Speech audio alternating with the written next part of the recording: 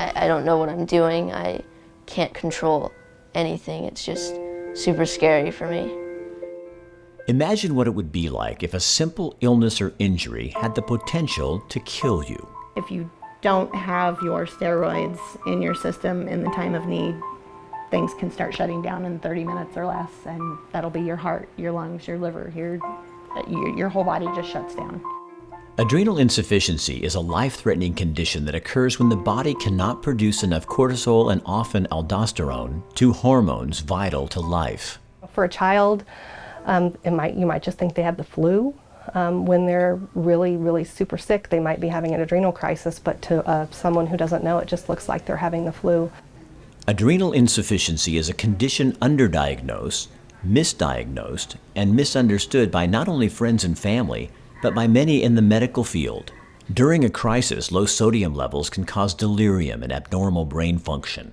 This might be interpreted by observers as the patient being drunk or overdosed. Corinza Summers is misunderstood a lot. A lot of people do, yes. They think I should be on medication. I've either got to be full of crap or exaggerating or lazy. Lazy is a huge one.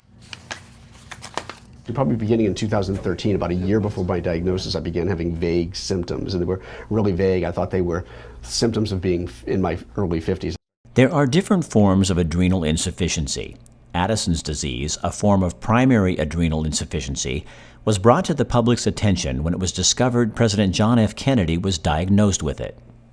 Primary adrenal insufficiency is due to a problem with the adrenal glands themselves. So usually there's an injury or a defect within the adrenal gland production of cortisol and aldosterone. It took several trips to the emergency room before Dr. John Silver was diagnosed with primary adrenal insufficiency. Addison's is such a rare disease in the state of Oregon. There are probably only 400 people with primary adrenal insufficiency. They just don't come across it enough. Secondary adrenal insufficiency is a totally different disease.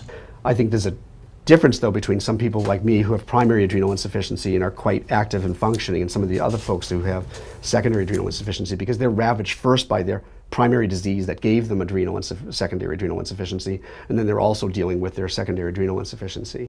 It is estimated there are 6 million undiagnosed cases of adrenal insufficiency in the United States alone. There's over 60 conditions that can cause someone to become adrenal insufficient. Problems with the pituitary gland, certain cancers, conditions treated with steroids, and thyroid problems are just a few of the more common causes. 20 years ago, Corinza Summers' thyroid problems began. Now she has secondary adrenal insufficiency. Ended up basically quitting my job because I couldn't withstand the pressure of just anything, really.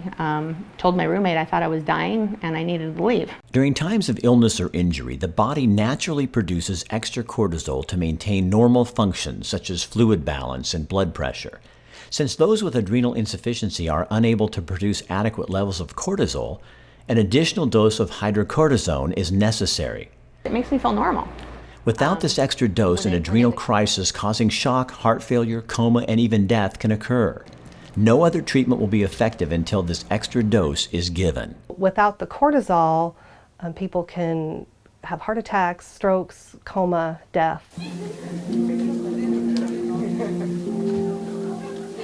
Living with adrenal insufficiency can be very difficult. 12-year-old Ryan Crowley remembers how bad it was before he was diagnosed and treated.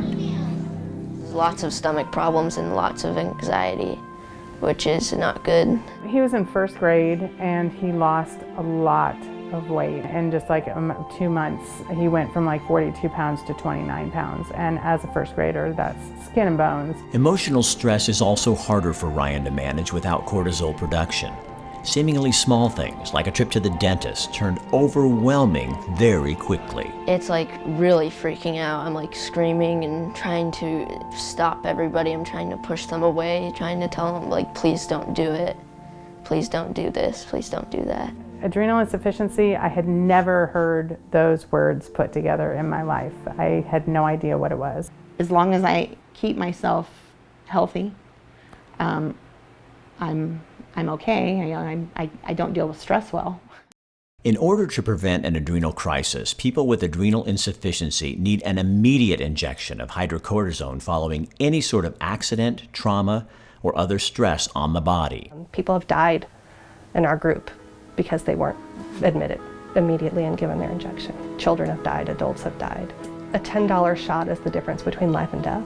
And in the United States, someone shouldn't die because of a $10 shot. Not everyone with adrenal insufficiency is affected in the same way, but all are at risk of death from an adrenal crisis. You either take with a grain of salt or you sit in bed and cry all day. You know, instead of calling people crazy and not listening, you know, we need more people to really understand that there is something going on. It's never going to go away. There is no cure for adrenal insufficiency. Jennifer's daughter, John, Ryan, and Corinza will always have to watch, keep medication nearby, and adjust life around their adrenal insufficiency.